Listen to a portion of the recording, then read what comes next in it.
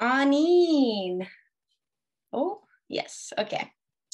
Anine, Maggie Cummings, Indigenous Nagigan Do Dem, Giizhigoong Undunjaba, Giizhigoong Webinar Series. So Anine, hello, my name is Maggie Cummings, and I am one of the co-facilitators for this evening. I am the Oshkwazan coordinator for the TRACS youth program, and on behalf of TRACS, I would like to welcome you to our Giizhigoong Webinar Series. We have dedicated the month of March to sharing Indigenous teachings from the sky world. So each week we'll have a presenter come and share their teachings and relationship with the stars and sky world above us. So join us on Tuesday evenings where you can learn from these incredible knowledge holders. After each recorded presentation, there will be at least a 30-minute live Q&A. During this recorded presentation, you are able to submit any questions that you may have. And at the end, our presenter will be able to answer those. TRACS will also be releasing a number of at-home activities that you can do this month that are also based on the sky world. So be sure to keep your eye on our social media so you're not missing out on any of that fun.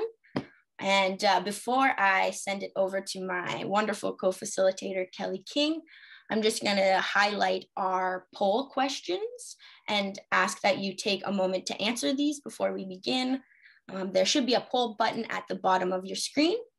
And if you wish to submit any questions throughout the presentation, we ask you do so using the Q&A button that should also be at the bottom of your screen.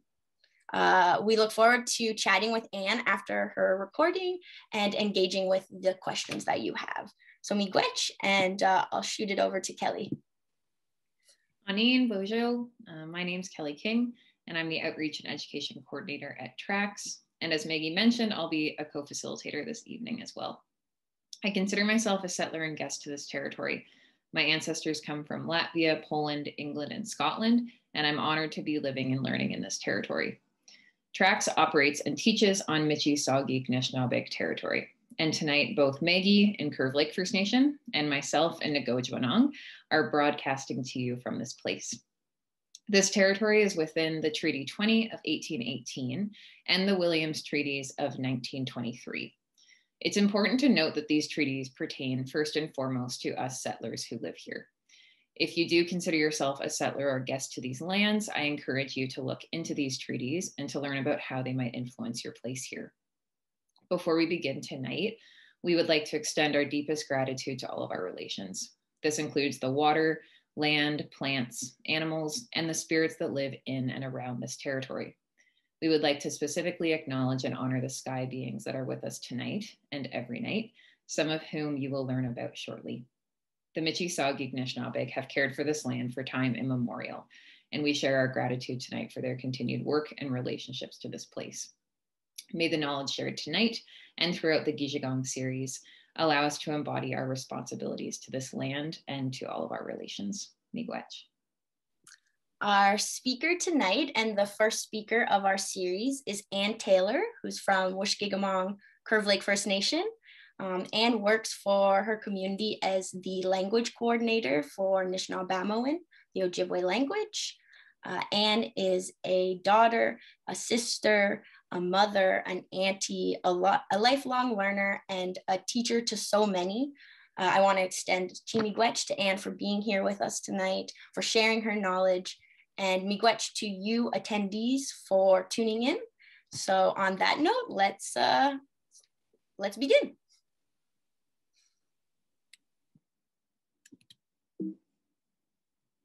Anine bonjour, mon kwan dishnakaz, migiganin dodam, shkik monganin donjaba, Giizhigoong Anishinaabe. Hello. My English name is Ann Taylor, and I come from Curve Lake. I'm of the Otter clan. I'm going to speak to you a little bit about my teachings that I have learned from various elders about the stars. The first one I want to tell you is about why this time of year, this is the time of year that we tell stories, and it's directly related to the stars. Now, my teaching about this comes from Giizhigoong Doug Williams, and he taught me that this time of year, particularly from, say, November to just a little bit later than now, there's a constellation in the sky, and that constellation is called Giizhigoong Webinar, and that means she's the one who makes winter, the woman who makes winter. And that constellation in the Western world is known as Orion, or Orion's belt. But to us, that's Giizhigoong Webinar. And when she is in the sky, that's the time that we can sit back and we can tell stories. We can tell just regular stories, which is something that we've always done, or we can atsokan, which means that we would be telling legends. So this, what I'm going to be sharing with you is a little bit about,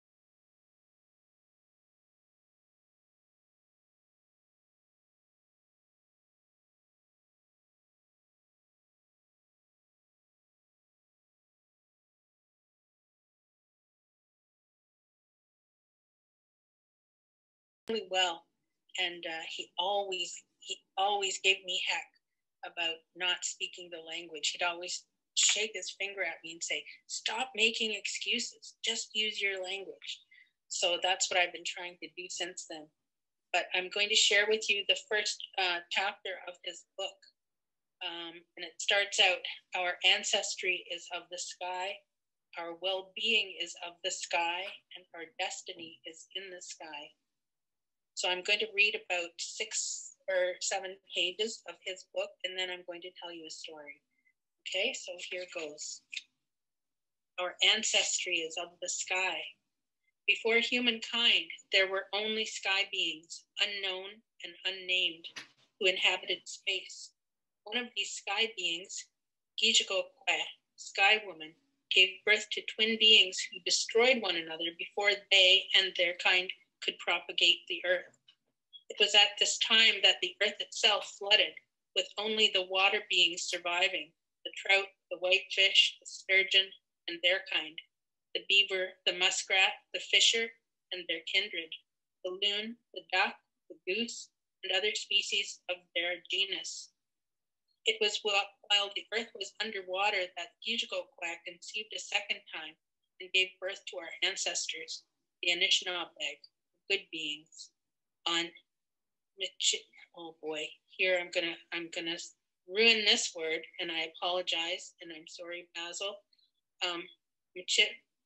Michilimackinac, which is the English saying of it, and Anishinaabe would be Michilimackinac, which is the big turtle, an island formed from a morsel of soil upon the back of a turtle.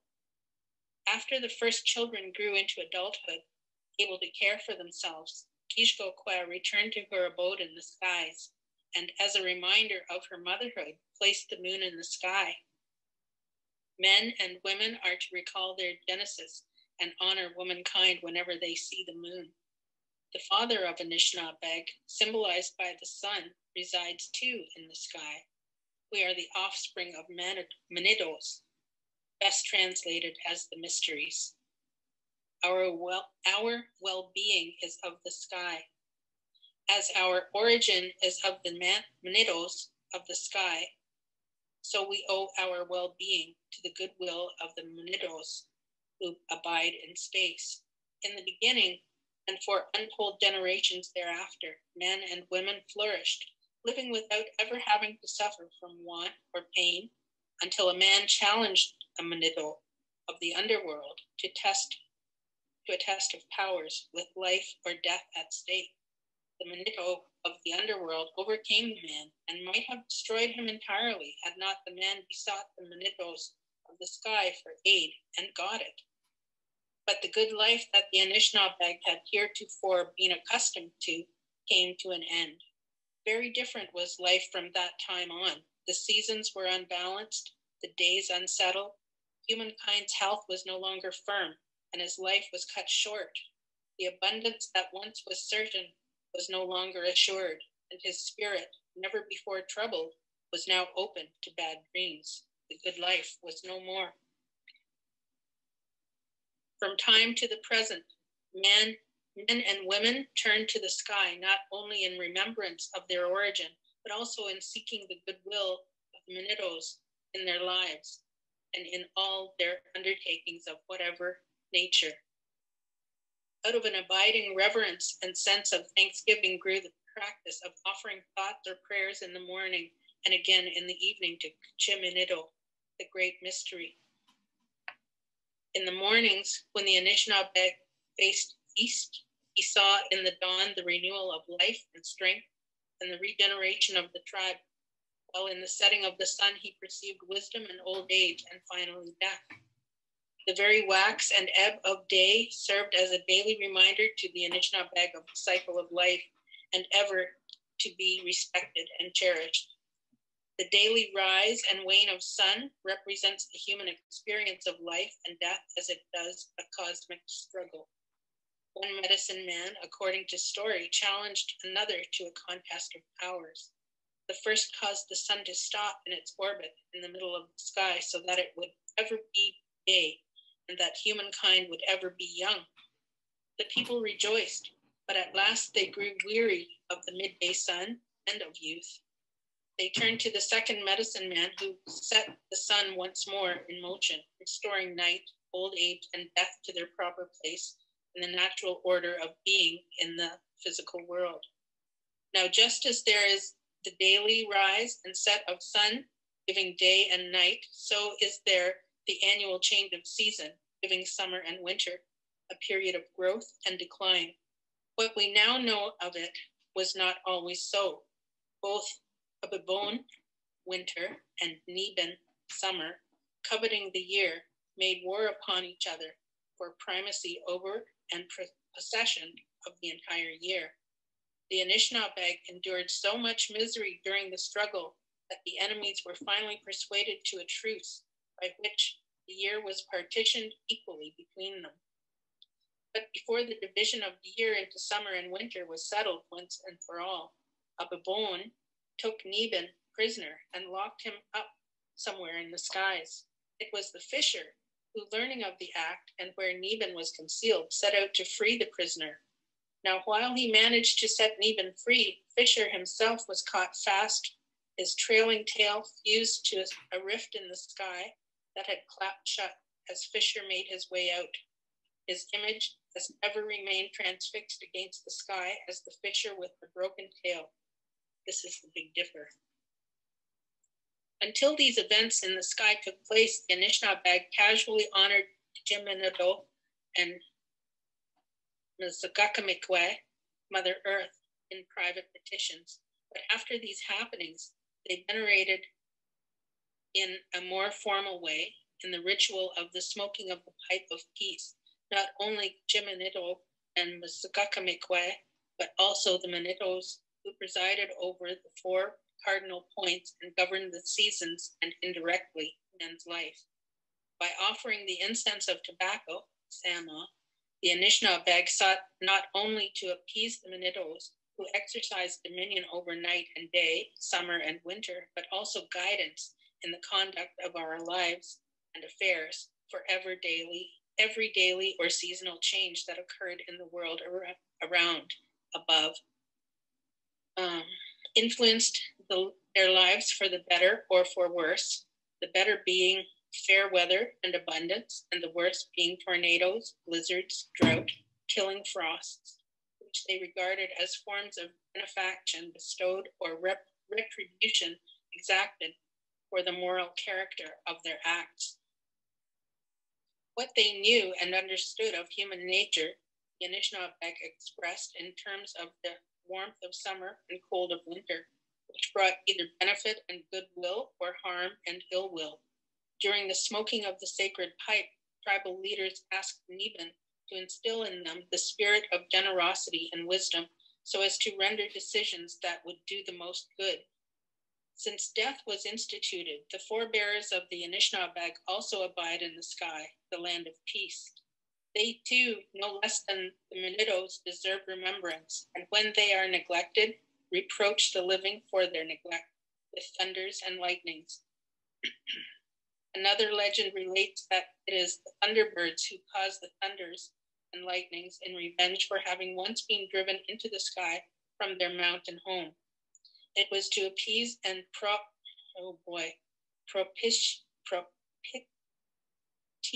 propitiate the grandfathers and grandmothers or the thunderbirds that the custom of offering tobacco or sama during a thunderstorm was started. But fortunately, we had foreknowledge of coming storms. Like watchful parents, Father Sun and Grandmother Moon gave humankind warning by donning a parhelion 1, 2, and sometimes 3 days before a storm. Now what of the stars? Originally they were not there. There was nothing except the sun and the moon. Generations passed before the Fisher stars were transfixed in the skies. Other than the sun, the moon, and the Fisher stars, the sky was void, and might have remained so had not a young Anishinaabe fallen in love with, captured, and then married a sky woman who, along with her sisters, used to descend from the sky in a craft to play with little animals in the meadow near the young man's home. And even though she bore a son, the sky woman was ever unhappy, longing to be with her own kind and kin. Then one day she remembered the chant that used to transport her and her sisters from their abode in the sky to earth and back again. She constructed a craft and chanted her song. At once she and her son were borne to her home in the sky, where she was reunited with her parents. After long separation, the son, now a young man, was allowed to go to earth to visit his father, whom he longed to see. On his return to the sky, the son asked that his father be brought to their home. The boy's grandfather agreed on condition that the earth being bring sacks of brightly colored pebbles. When the grandfather received the offering of brightly colored pebbles, he cast them into space, where at once they became bright glittering stars. And like the sun and moon, the stars changed their hues and frequency of light to give humankind foreknowledge of the weather to come in the seasons immediately ahead. By their very distance and beauty, within vision yet beyond reach, stars have ever held the fascination of humankind in much the same way as idols move men and women to aspirations which they may never attain, but which will nevertheless make them better for their efforts. Only in striving for ideals will men and women derive good in themselves and confer a benefit upon humankind. As an example, a young man fell in love with a star whom he lured to earth with promises, and coming to join her lover, the star fell into the waters, where she was instantly transformed into a water lily, which multiplied at once into countless flowers of immense beauty. As men strive for ideals, so they sometimes pursue ends of a very different character. Two young women asked one another as they looked skyward one evening which of the stars they would choose in marriage. One chose the brightest red star, Mars, while the other the brightest white star, Venus. While they were asleep, both young women were transported into the sky, where they woke to find men at their sides. The young woman who had chosen the red star found a young man beside her, and she who had longed for the white star, an old man. There in the sky, the young women remained against their wishes until an old woman set them free by letting them down to earth on a rope through a hole in the sky that she had made. And it is ever so with the Anishinaabe, to let his mind leave his head and the present to wander among the stars and beyond. But it is not only his mind that is disposed to roam the heavens and other dimensions of time, The spirit has even greater predilection to enter the world of spirits and manitos who reside in the sky and to find therewith inspiration. During a vision quest, a young man's spirit was taken into the skies, directly to the abode of the Atsokanak, the Muses, the patrons of music and of echoes and of prophecies. There, in the presence of the Atsokanak, he intoned a chant of petition in the language of patrons, not his own, but a gift of the manitos. Now, you're going to have to be really patient with me, because one thing about Basil Johnston is when he writes Anishinaabeg words, he doesn't use the Fierro method. He doesn't use the double vowel. So please be patient with me. Nde dab ajwe anangong ga kino Giizhigoong anangok. I can see to the other side of the stars. Stars will guide you. Nde bitam ajwe anangong ga nondagok anangok. I can hear the other side of the stars. The stars will hear you. Kagage naga e bitagos. Timeless is my voice. Gaga wase abindam nibain. Gaga gawek oshe niba. Even in sleep you will perceive, in sleep you will hear. Anabindaman da kishawebat kishawenamik kichiminado.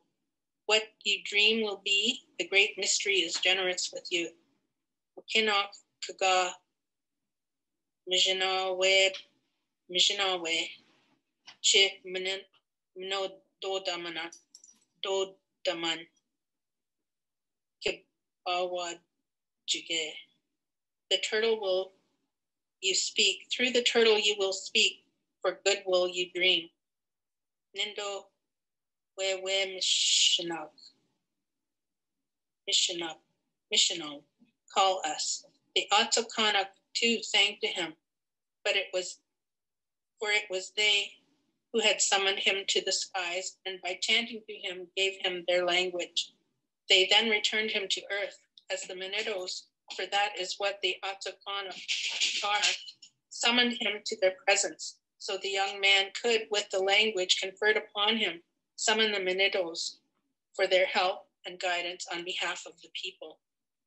Even in sleep, a man or a woman's spirit ventures into space by means of dream, beholding visions and at times revelations that need to be fulfilled. To seek answers or revelation and to receive one or the other through dream is a unique power or mystery that few possess. Medicine men and women are endowed with such, as are namers of children.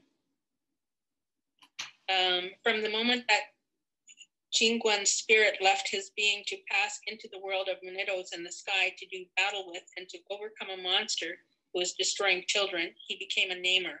All such talents or powers that medicine men and women possess and exercise have their origin in the sky, bestowed by the manitos.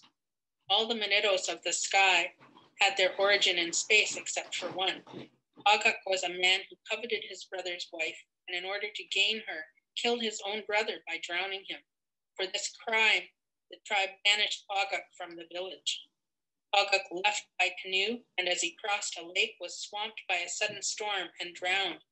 His body later washed up on the rocky shore where his corpse was wedged between rocks. His soul and spirit called out for help, but for how long, no one knows, until at last a man and a woman heard the call and set Agak free. At once the skeleton, all that remained of Agak, flew into the sky at a point midway between the sun and earth, destined ever to be driven by winds around the earth, to nearly be set afire by the flames of the sun in summer, or to be racked by the freeze of ice in winter. Agak, once man and earth being, an exile, now a sky being, still calls out from the heights for amnesty by moan in the summer night and the rattle of bone in winter. Our destiny is in the sky. Our origin is in the sky. So is our destiny. Somewhere in the vast space at the very end of the path of souls, the Milky Way, which extends to the other side of the stars, is the land of peace, humankind's final destiny. We know this because some men and women have been there, and it is from them that we have come to know something of the nature and character of the life after. Those who have been there say that the passage from this life on earth to the land of peace takes 4 days, and that along the path of souls are numerous tests and intense cold, similar to those that beset men and women in this life, whose only purpose is to assess the worth of the soul, spirit, and now become a shade. To provide the deceased with the means to hunt along the way, the mourners buried a bow and arrow, flint, pipe, and tobacco, a medicine bag, and a bowl and spoon. And to keep the soul and spirit warm during the journey, the mourners left a fire burning on the burial mound for 4 days, whose reflection can be seen on certain evenings in the northern skies, aurora borealis. And for the entire 4-day watch, a member of the Dibaajimowin counseled the soul spirit about the way of life in order to strengthen him. At the end of the 4-day journey, the soul spirit will come to the land of peace, whose form is much like the land that we are familiar with, but in substance incorporeal, where either he or she will be welcomed with a festival by all kin. The days thereafter will be spent in hunting, fishing, and berry picking, and in the celebration of festivals as a continuation of existence, only in a different mode. When the Anishinaabeg looked to the skies, they beheld in the cosmos their being, past, present, and future, and in much the same manner as the mariners of old who drew their bearings from the skies in their navigation, so did the Anishinaabeg derive their directions from the skies for the moral course of their lives. Now that's the reading from Think Indian, Languages Are Beyond Price, Basil Johnston. This is what the book looks like. I know it's backwards, but this is what the book looks like. So there's a lot in that. I love reading that, and I've read it probably 20 times, and every time I get something new, and I can see where our ceremonies come from. And so many of our ceremonies come from the sky, and those manitos in the sky. And that's such a beautiful thing. And so we maintain that connection with those manitos. And we teach our children stories that connect them to those sky beings. And one of those stories was mentioned in the beginning of that reading, was about Ojiig. Now that particular story, I'm going to tell you the way that I was taught. And I was taught this story by one of my teachers from so long ago, by Fred Wheatley. Just like kids, right? When you're doing something, they act up. Doobie, go and lay down. Okay. So this story was taught to me by Fred Wheatley so many years ago. I believe it was around 1982, I'm going to say. It was when I first attended Trent University, and I was in Fred's language class, and he often told us stories in class. And he was a beautiful storyteller, and he was elderly at that time. And when Fred would tell stories, he'd suddenly stand really still, and his head would go down, and his eyes would close, and he'd stay that way for maybe 5 or 10 minutes. And then his head would come back up and his eyes would open, and he'd continue right where he left off with the story. And what he was doing was he was having little power naps while he was telling his stories. And we just got used to it. And it was a beautiful way to learn from him. So Fred was from Wasauksing First Nation. And so when I have the opportunity to go to Wasauksing, I always stop by the graveyard there and leave some sama on Fred's grave. So I just want to let you know that that's where the story comes from, and Fred was such a wonderful teacher. So the story goes that way before there were people around, the animals still lived together and still communicated with one another. And there came a time when the world was divided, and there was winter, and it seemed to be a perpetual winter. It was always cold. And one time, Ojiig's son came to him and said, you know, I'm really cold. I'm cold all the time, and I'm hungry. There's no food. You've got to do something. You've got to go and bring the warm weather back to us so we can have food. And Ojiig thought of that, and he had a council with all of the other animals. And he said, you know, look, I'm going to go and find Summer, and I'm going to bring it back so we have some food. But I need someone to go with me. And so he had 3 of his buddies that said, well, we'll go with you. And that was the lynx and the otter and the wolverine. And so they set out.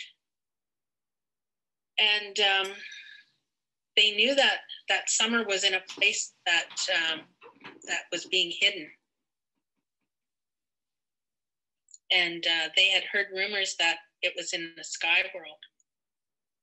So they climbed this high mountain. This mountain was so high up, and it took them forever to climb to the top of the mountain. And where that mountain, at the height of that mountain, they could see Sky World, but they didn't know how they were going to get in there. So they thought, well, if we jump, maybe we can catch onto it, and we can pull ourselves up.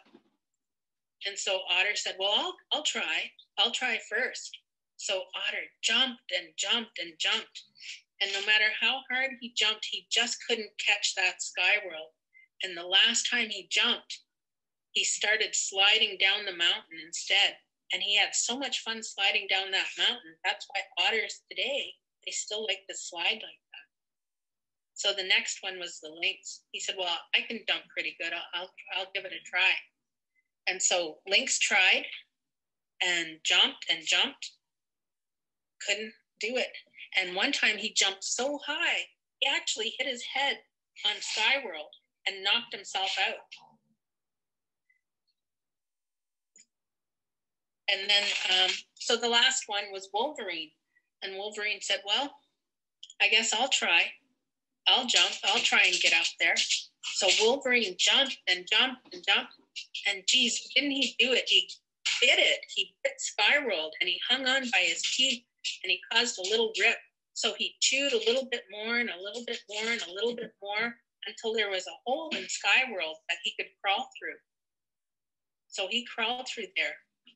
And Ojiig thought, oh, you know, Sky World, the people of Sky World, they're just going to come and they're gonna fix that, and that'll be the end of Wolverine. I'll never see him again. So he chewed a bit more. Ojiig chewed a bit more and chewed more and more and made that hole even bigger. So Ojiig, who was a fisher animal, was able to jump through that Sky World, and he met up with Wolverine. And they scouted around the outside of the village of the Sky World people. And they noticed this one dwelling, and there was a beautiful light coming from it. And they could hear beautiful music coming from it. So they went to that lodge, and they looked in, and there were all these birds that were in this tent, in this lodge, but they were in cages. The cages were made of sinew. So what Wolverine and Ojiig the fisher did is they chewed holes in all of those cages and set all those birds free, because they thought, well, those will be tasty, we can eat those.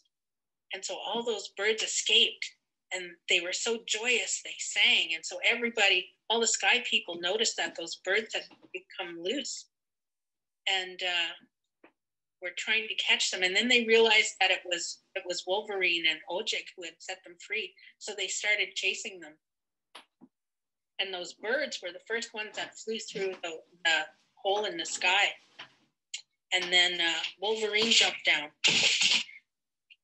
So sky people, they were chasing that Fisher. And as Fisher got closer to that hole in the sky world, he thought, well, I've got to give Wolverine a good chance. So he jumped onto a tree. And that tree was really tall, and he climbed right to the top. And he looked down at the sky people and said, you can't catch me up here. So the sky people started shooting at him with their bows. And they missed him quite a few times. They shot him a couple of times. They got him. But Ojiig was pretty tough. And there was only one way to kill that Ojiig. He had a weakness in his tail. And he thought, they'll never hit my tail anyway. So that's what he thought.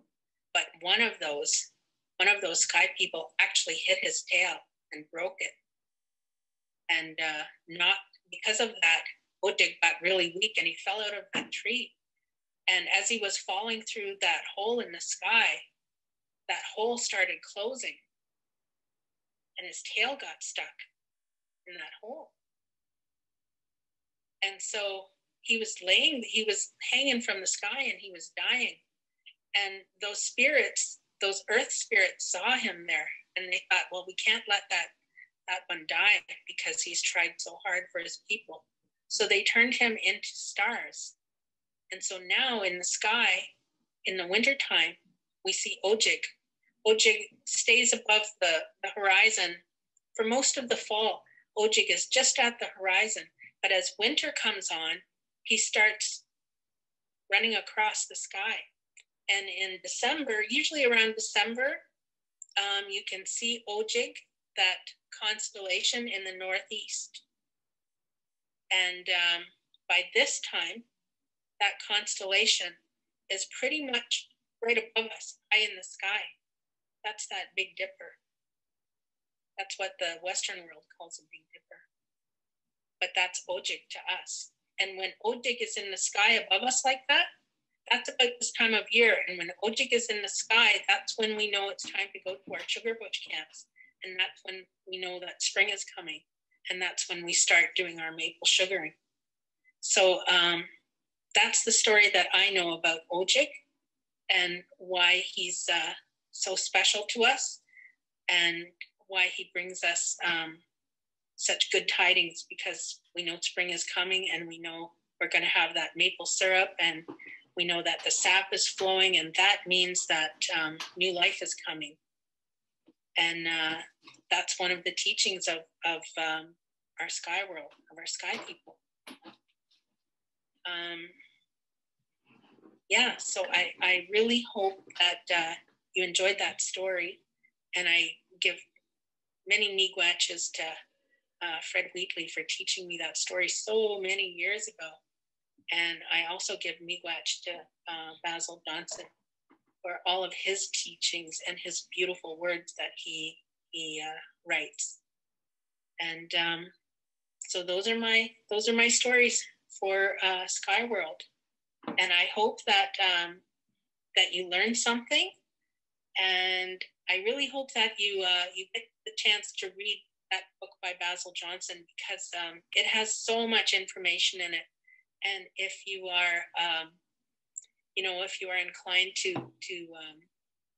those beliefs in our ceremonies, it's a good way to introduce yourself to those ceremonies and to connect yourself not only with the beings from the sky world, but also to connect yourself with creation and remind yourself that we come from the stars, that's our origin, and that's our destiny. And these stories are important for us to hang on to. It's important for us to share those stories with our kids, especially. And it's funny, I tell a lot of stories to kids, and I think of my own kids when they were little, and They loved hearing stories over and over and over again. And they'd listen to Robert Munch books over and over and over again and never question those stories. But if you tell them Anishinaabe stories, they always have to look at you and say, is that true? I don't think that's true.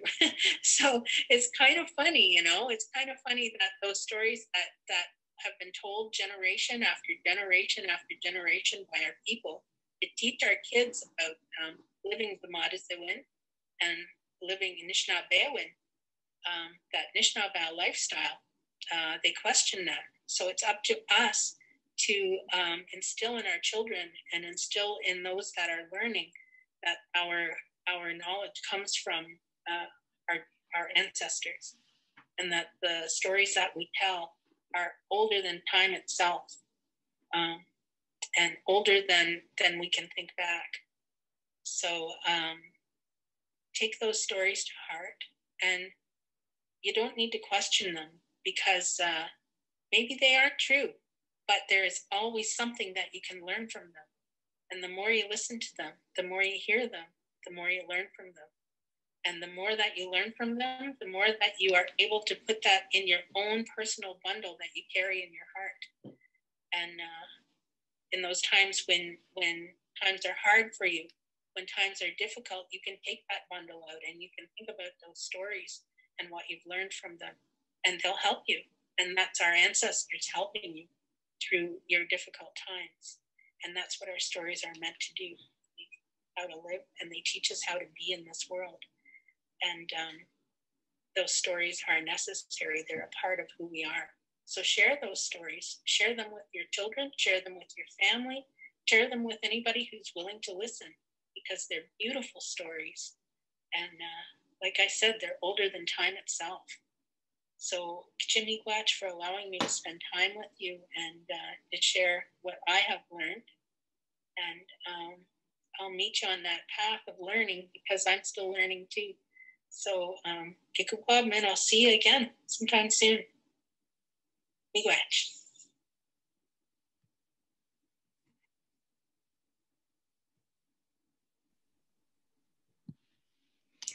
Welcome back, everybody. We're now ready to welcome Ann Taylor to our Q&A session. Anine, Ann, hope you can hear us and that you can tune in. Miigwech for joining us tonight, Ann. And thank you for your wonderful reflections and teachings that were shared in that recording. So we're going to, so we're going to also share our poll results before we get into the Q&A. So it looks like most people are joining from somewhere in Peterborough today. Also in Ontario, we have some visitors from outside of Ontario and outside of Canada even, so that's exciting. And most people heard about our webinar tonight from our email list and our social media. Thanks for answering that, everybody. And then, in what ways have you engaged with Indigenous understandings of astronomy before today? Lots of people have read articles, books, or watched videos, other webinars and lectures. And some people have had no exposure yet. So we hope this is a really good introduction to Indigenous astronomy and to these multiple understandings of the sky world. I'll stop sharing that. Here we are. So yeah, Anine, Ann, hi. Want to make sure you're there. I'm hold on, I'm there. Okay. There I am. Yeah, we've had a little couple run-ins with our technical stuff, so it's good that you're here. We can hear you, we can see you. And to get us started, we have a question from Sarah, who is actually a part of the TRACS team. And she is wondering, what role do stories play in a vision of culture-based Anishinaabe education? Well, when you think of our stories and you think of education, most people just think of that Western form of education where you go into a building, where you go into an institution and you learn from very scholarly people, academic people. But our way of learning, we taught our kids through stories, and it was a really good way of doing it. And we didn't write it down. We told stories again and again, and you had to remember all of that. So it was good for your mind. It was a good way of passing on history.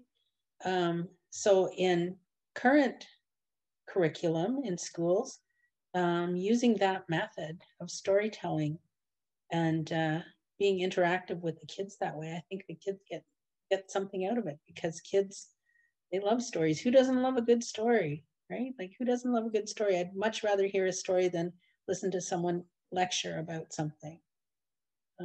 So I think that's the value that our stories have in current curriculum. Mm-hmm. Everyone loves stories, even everyone that we tell stories to, they love them as well.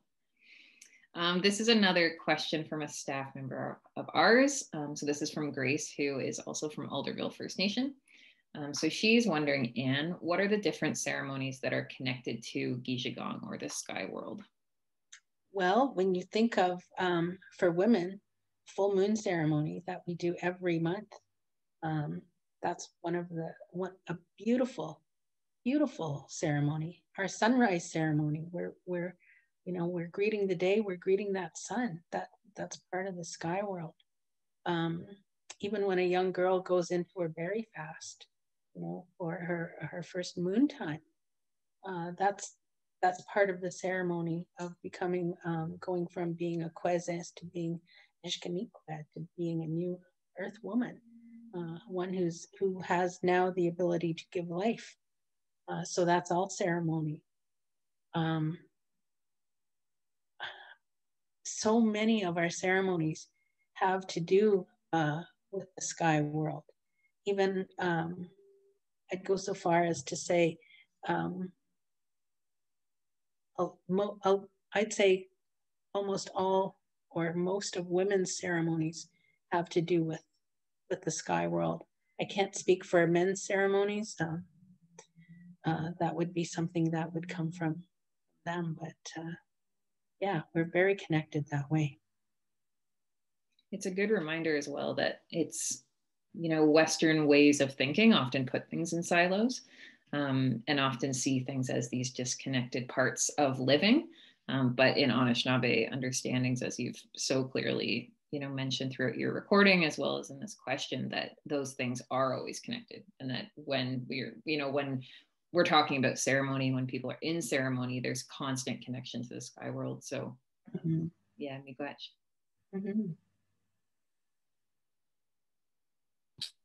Another question we have from another staff, Jada.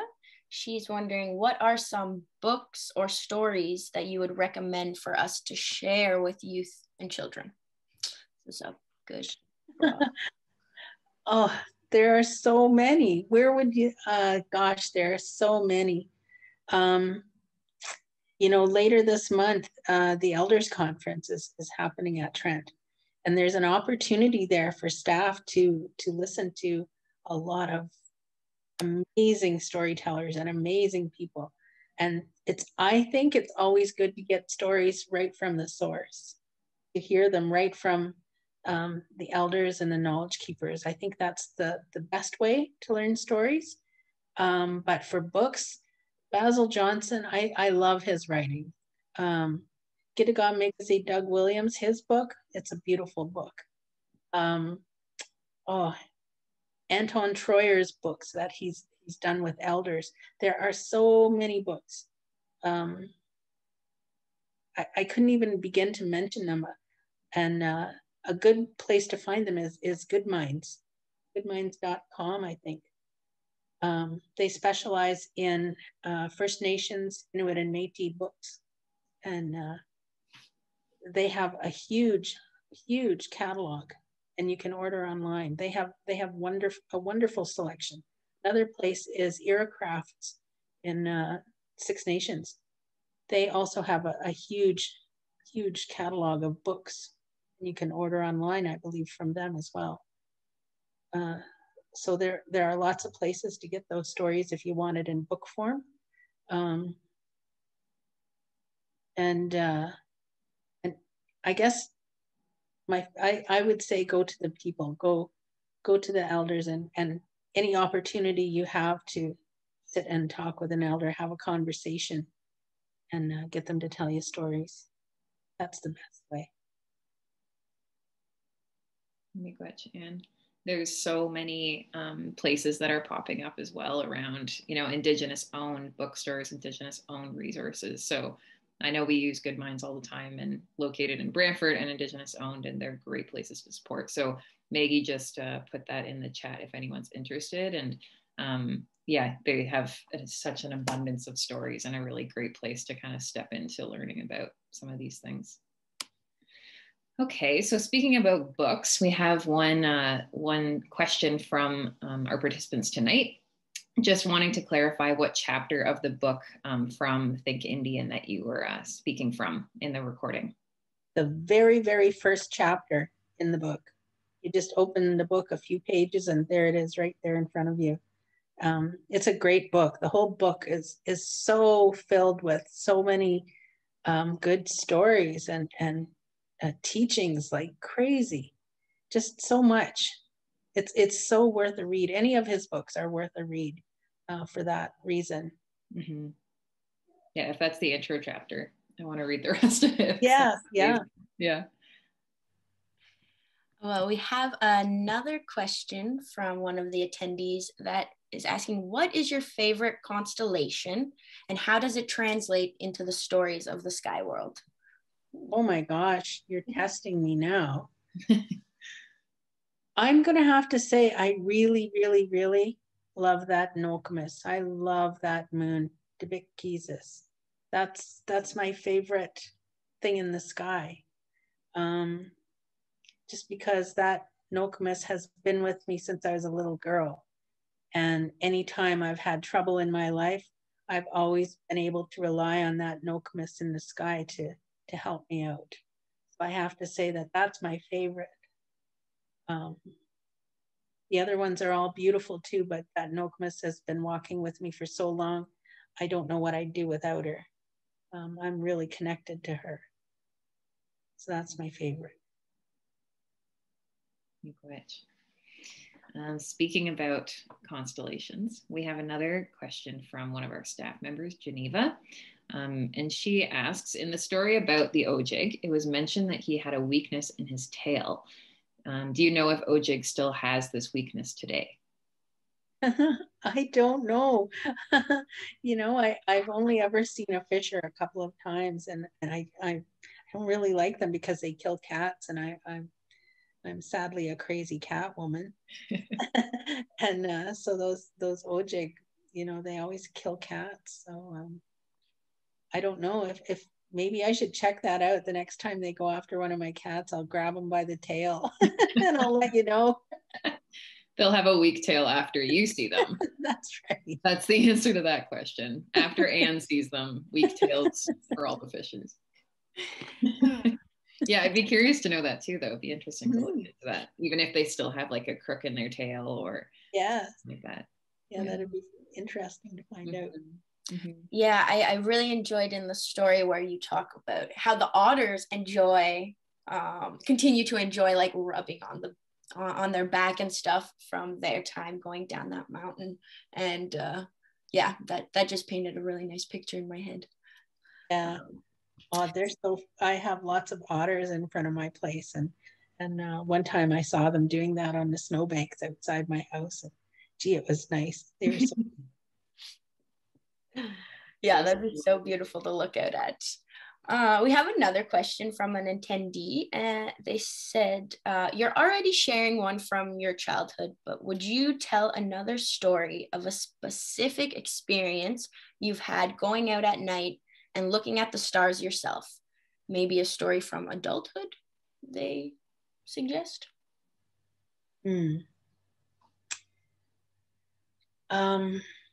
Okay, I'll tell you this one.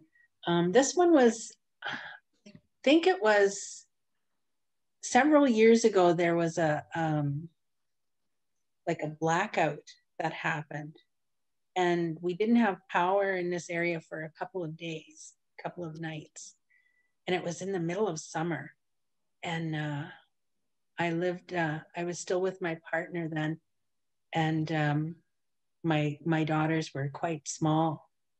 And so when that when that power outage happened, we couldn't use our stove or anything because we had an electric stove, but my mom had a gas stove. So we took our little girls over to my mom's house and they stayed there, and we went back to our place. And we pulled our chairs, our lawn chairs, right into the middle of the road, because the road we lived on is a dead end road, and it was really nice and dark. And it was before cottagers came up for the season, or I don't know why there weren't very many cottagers around, but there weren't. But our neighbors all came out and sat with us, and we sat in this big circle in our middle of our road, and we just talked about the stars and what they meant to us, with people we'd never really had more than a passing hello to. We sat there and we got to know each other, telling stories about the stars to each other. And I thought that's one of my favorite memories of living in that place, because it was so nice. It was so quiet, and it was so dark and still, and the stars were so bright in the sky. It was amazing. So I'd have to say that's one of my favorite. Because it got us talking to each other. It was beautiful. That does sound beautiful. I think a lot of us remember that blackout time, if you're talking about that same time when everyone has these stories of when all the lights went out. And it's also a good reminder of light pollution and how we can cut down on light pollution. All of us can have a part in that to make sure that all of those other beings out there that rely on the dark can continue to. Mm-hmm. Mm-hmm. We have another question that's kind of related to the Ojiig story. This is also from Geneva, a staff member of ours, and she mentioned that Ojiig tells us about when it's time to make maple syrup, as you mentioned in your story. Do you know of other times that the sky world teaches us about? Any other seasonal shifts that you know about, or anything like how the sky world might guide us to be on the land in certain ways? Well, the thing is that anything that goes on in the sky has an impact on all of the creatures around us here on Earth, because all of those animals, they're guided by those stars too. So when we notice animal behavior changing because of the way the stars are in the sky, then we know it's time for different things to happen.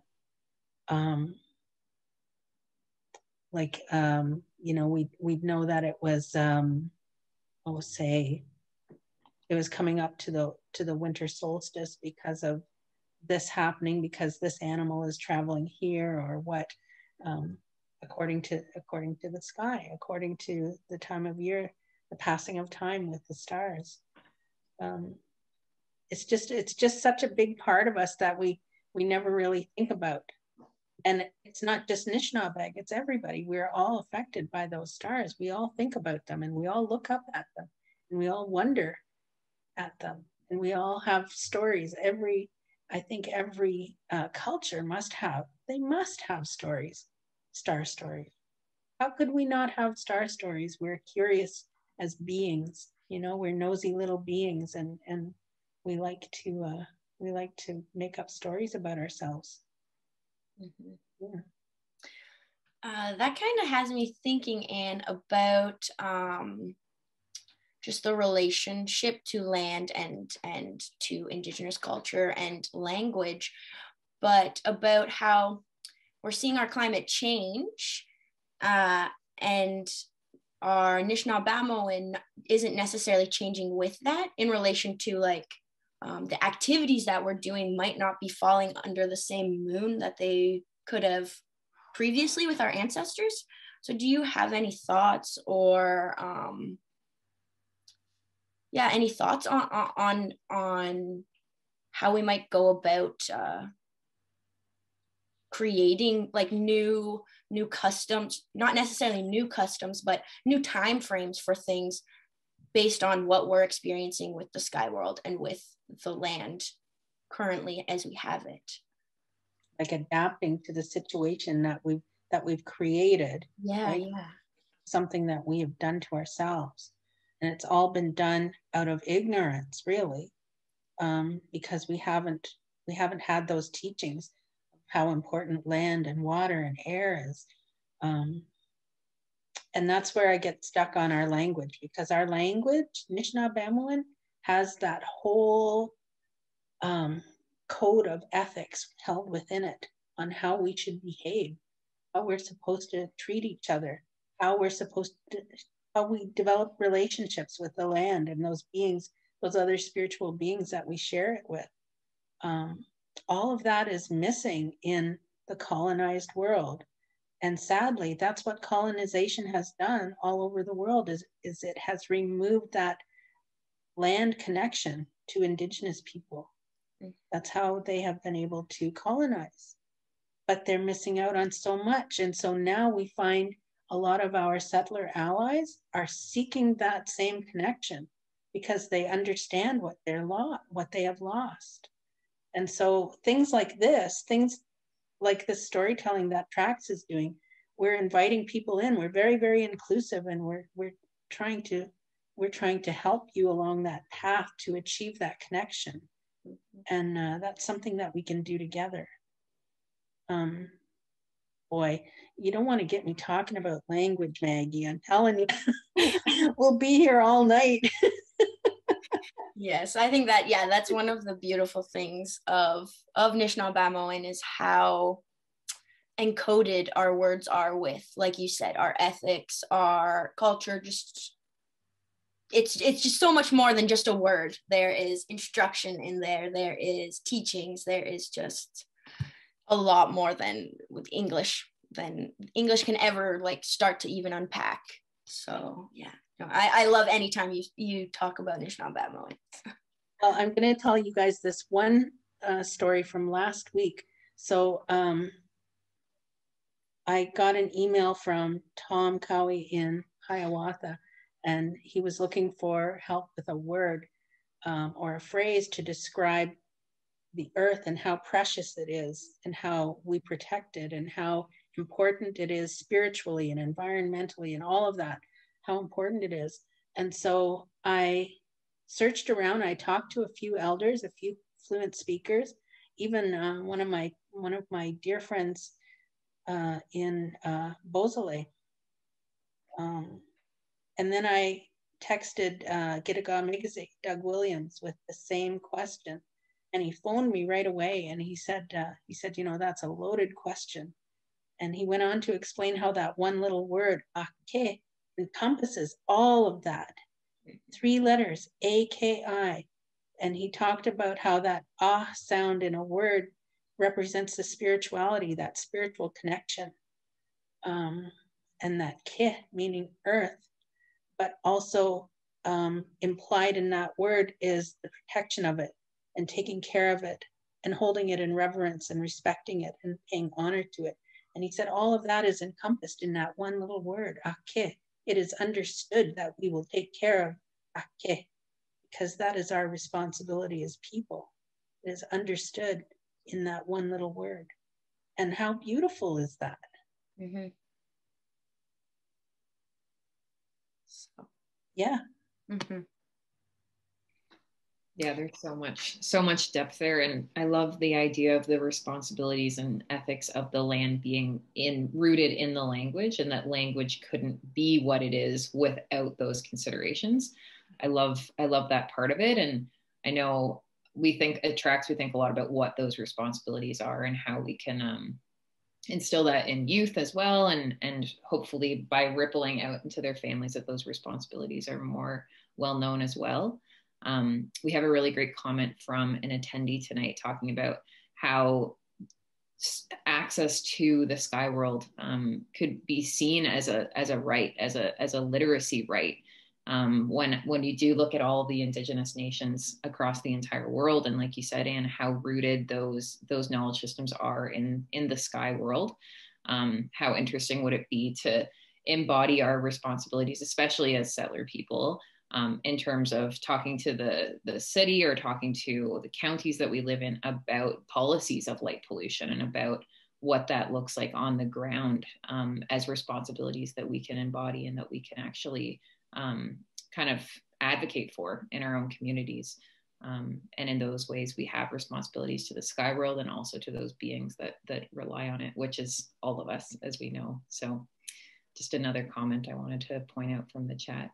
Well, and speaking further to that, you know, and I always say this and I keep using this word and I don't like it, but that privilege that non-Indigenous people have. Your voice is so loud and you can do so much with it. Mm-hmm. So use it for good like that. Use it to take care of our mother.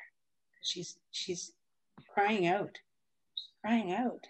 and we're twiddling our thumbs and we're busy with this and we're inventing that and we're doing this and we're not paying attention. And we need to pay attention every day to that earth and that water and that air and those spiritual beings. We need to do that.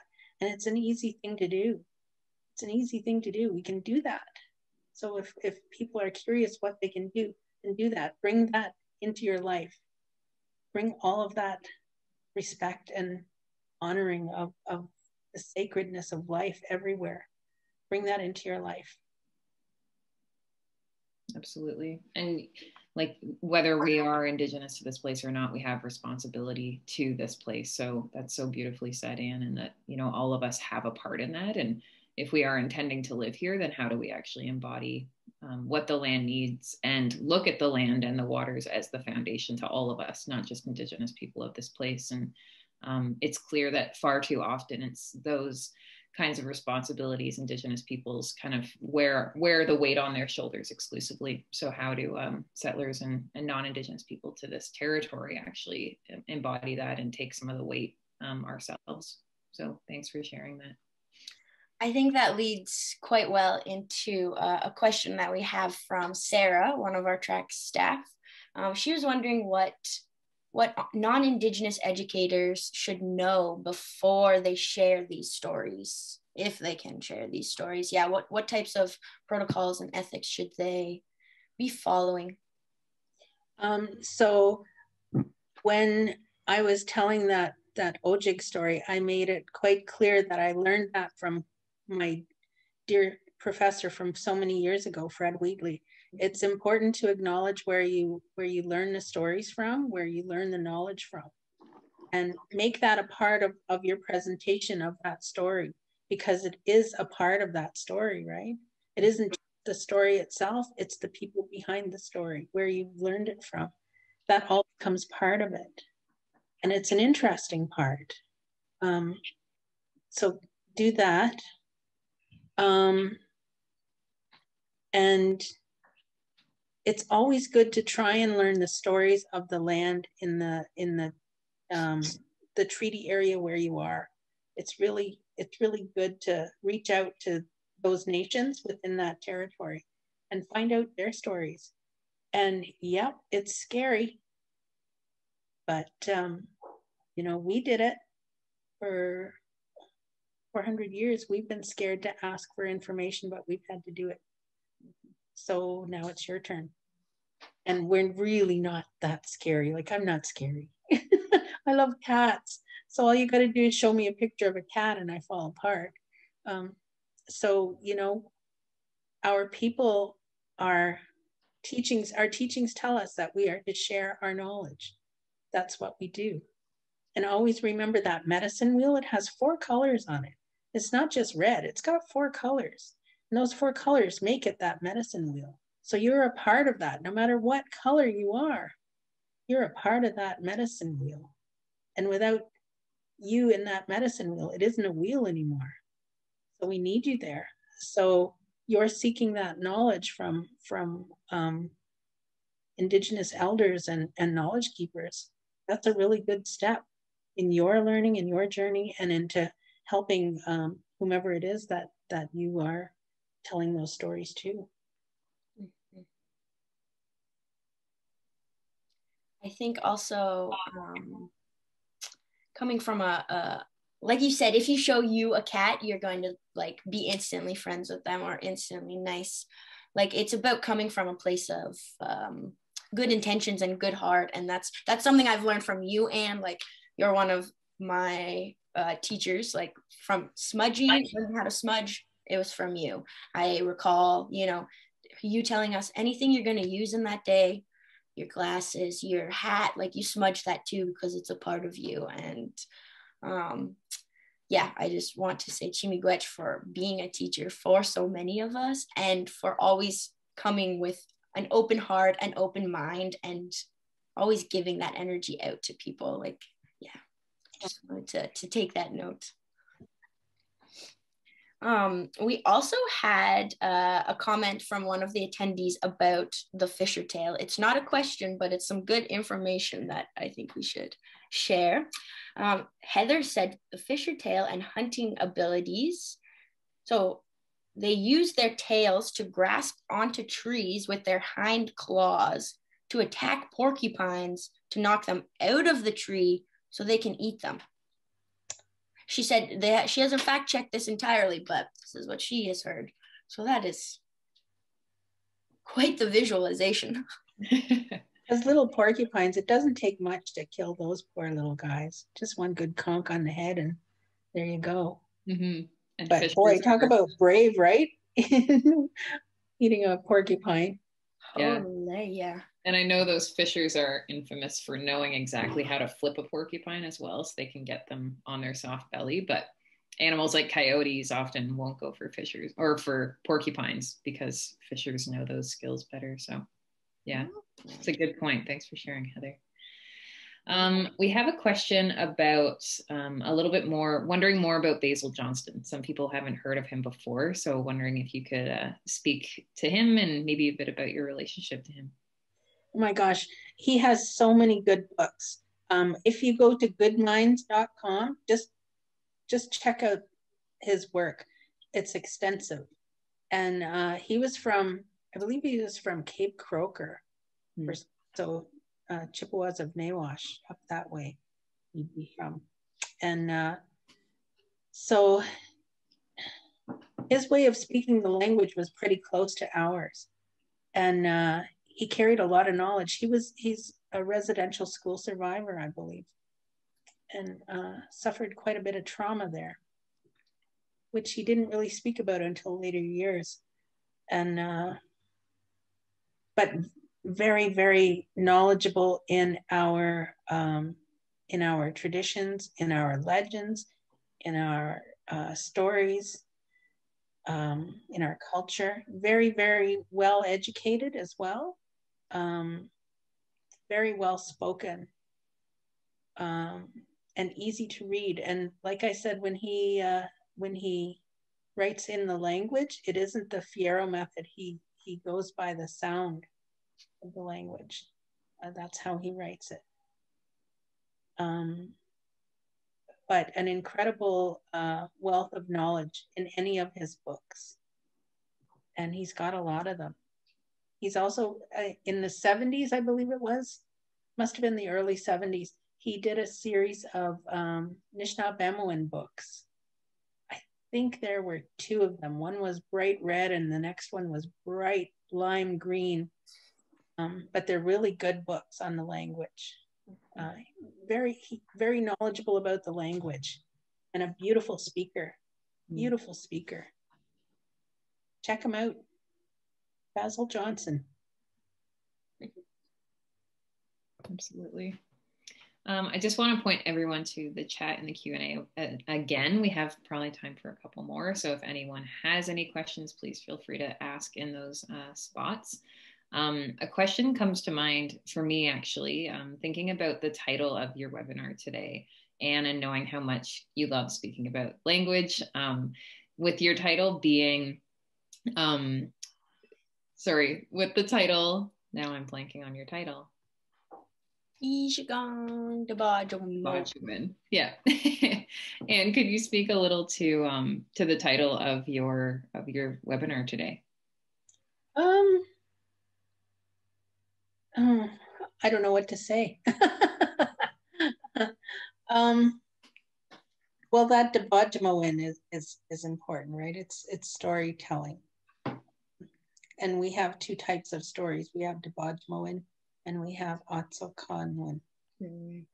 Those Otsokan stories are those are spiritual stories, legends, and they hold teachings, and they hold deep meaning, and a lot of our people who follow a really deep traditional way of life tell those stories.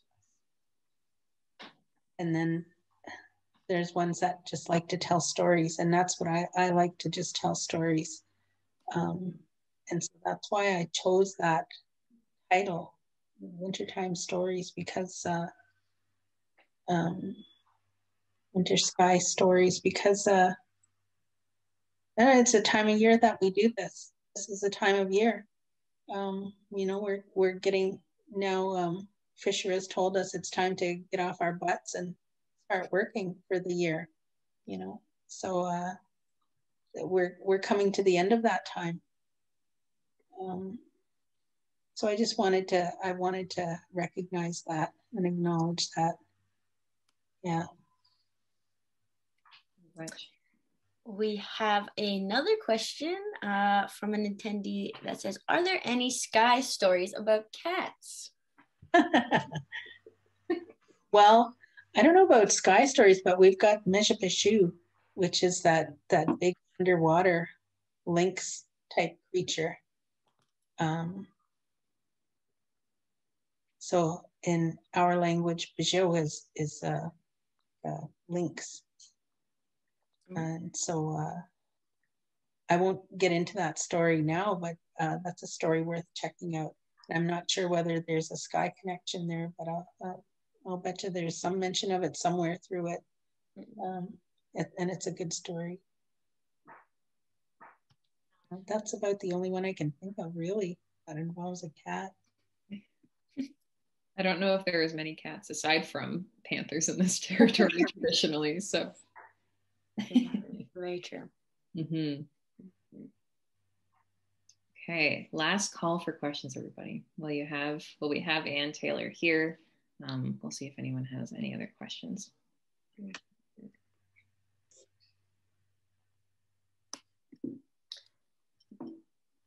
Well, we have a question from a staff that we could ask for now, and if anyone's thinking of questions and wanting to type them in the chat, they can do that while we do this. But Sarah was wondering how you think we can encourage kids to seek out these stories and these teachings and actually take them to heart, and maybe not question them so much.